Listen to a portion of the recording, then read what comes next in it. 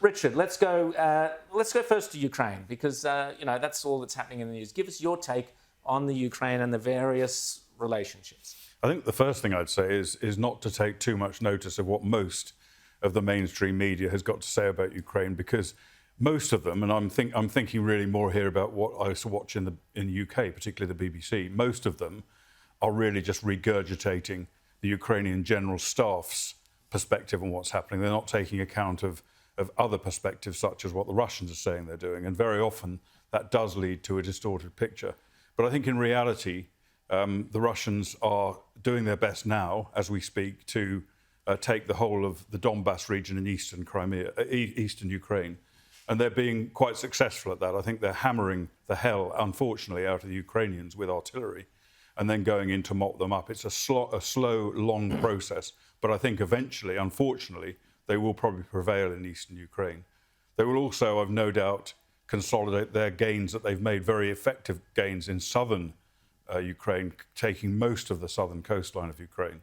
And then at that point, I think once they're happy, they will, once Putin's happy with what he's got, he will ask for peace. And I'm sure that people like President Macron, Chancellor Scholz, will push Ukraine into accepting whatever the Russians are asking for.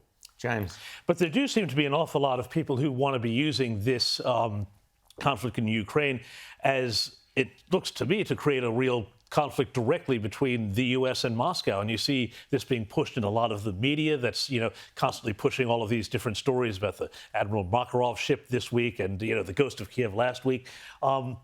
What do you make of that? And I know Macron wants to find an off-ramp, but are you concerned that there are other players in this that want to actually escalate this rather than come to some sort of conclusion that's not great, but is better than, the alternative?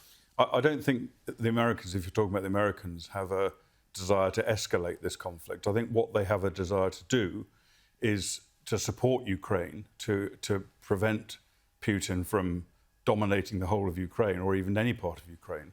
But not only for that reason, also because if Putin is successful in Ukraine in any way, then that makes him even more dangerous as long as he stays in the Kremlin and threatens other Eastern European countries, including other NATO countries. So I think it's quite important that happens. I don't agree with people like President Macron, who says, let's give Putin a face-saving way out of this and give him a chunk of Ukraine. Well, would he give him a chunk of France if it was that? No, it's happened in the past. Well, exactly. Is Putin mad? I wouldn't have said he's mad. No, I think he's got a very different perspective on life from us. But I wouldn't say he's clinically insane. I think what he wants is to give himself the